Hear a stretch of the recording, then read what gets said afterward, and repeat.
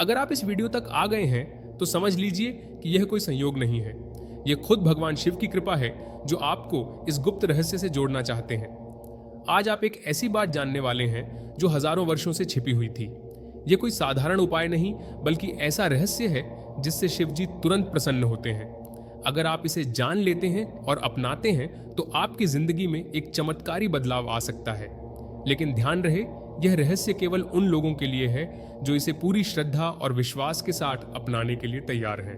तो बस वीडियो को अंत तक ध्यान से देखें, क्योंकि जो आज आप जानने वाले हैं वह आपकी किस्मत बदल सकता है। क्या आपने कभी सोचा है कि भगवान शिव को कौन सी चीज सबसे अधिक प्रिय है? लोग शिव जी को प्रसन्न करने के लिए व्रत रखते हैं, जल अर्पण करते हैं, मंत्र जाप करते हैं, लेकिन एक ऐसा रहस्य है जो आज तक किसी ने नहीं बताया। एक ऐसा तरीका जिससे भोलेनाथ तुरंत प्रसन्न होते हैं। यह कोई मंत्र, कोई पूजा, कोई अभिषेक नहीं, बल्कि केवल मौन साधना है। जी हाँ, सिर्फ मौन रहने से ही आप शिव जी का आशीर्वाद तुरंत पा सकते हैं। यह कोई साधारण बात नहीं, बल्कि एक प्राचीन गुप्त रहस्य है जिसे आज हम आपके सामने उजागर करने जा रहे हैं। वीडियो को पूरा देखें, क्योंकि अंत में हम आपको वह विशेष समय और विधि बताएंगे जब यह साधना सबसे अधिक प्रभावी होगी। और अगर आप हमारे चैनल पर नए हैं तो अभी सब्सक्राइब करें और वीडियो को लाइक जरूर करें, ताकि ऐसे दिव्य रहस्य आप तक लगातार पहुंचते रहें। बिल्कुल ध्यान से मन लगाकर और गौर से सुनिए। यह रहस्य आज तक आपको ना तो किसी ने बताया होगा, ना ही आपको इसकी जानकारी होगी। अगर आपने अपने जीवन में यह धारण कर लिया तो आपको कभी भी परमात्मा से शिकायत नहीं रहेगी। भोलेनाथ और मौन साधना का रहस्य क्या है, जानिए। आज भगवान शिव को आदि योगी, ध्यान का स्वामी और परम शांति का प्रतीक माना जाता है। वे सृष्टि की हलचल से परे सदैव ध्यान में लीन रहते हैं। वे ब्रह्मांड की समस्त ध्वनियों से परे मौन की गहराइयों में स्थित हैं। यह मौन ही उनका वास्तविक स्वरूप है। पौराणिक कथाओं में कई बार उल्लेख मिलता है कि जब भी कोई आशी देवता या स्वयं पार्वती माता को शिव से कोई उत्तर चाहिए होता था तो उन्हें अत्यधिक धैर्य रखना पड़ता था, क्योंकि शिवजी ध्यानस्थ रहते हैं। वे सामान्य प्रार्थनाओं या मंत्रों से तुरंत प्रतिक्रिया नहीं देते। लेकिन एक गुप्त रहस्य यह है कि जब कोई व्यक्ति शिवलिंग के समक्ष जाकर केवल मौन साधना करता है तो भगवान शिव तुरंत उसकी प्रार्थना सुनते हैं। क्यों? क्योंकि मौन ही शिव का असली स्वरूप है। मौन ही वह भाषा है जिसे भोलेनाथ तुरंत समझते हैं।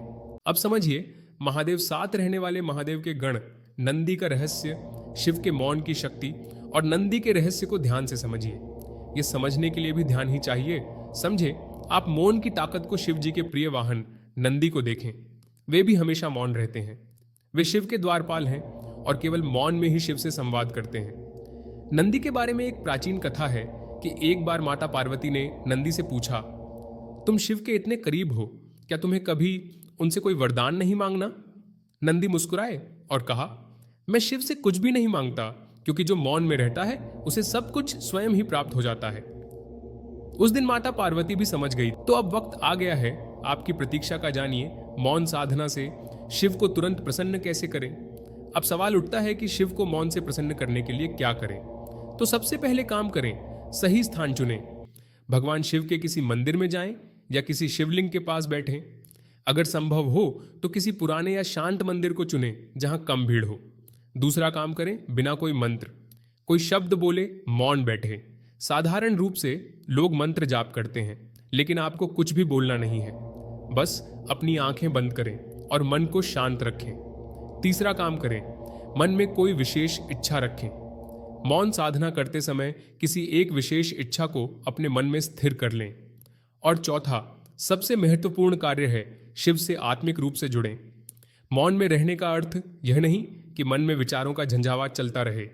धीरे धीरे अपने विचारों को शांत करें और स्वयं को शिव से जोड़ें। आपका पांचवा कार्य है 24 मिनट, 48 मिनट या 108 मिनट तक मौन रहें। संस्कृत ग्रंथों के अनुसार 24 मिनट 1 घड़ी, 48 मिनट 3 घड़ी या 108 मिनट 4 घड़ी तक मौन रहें।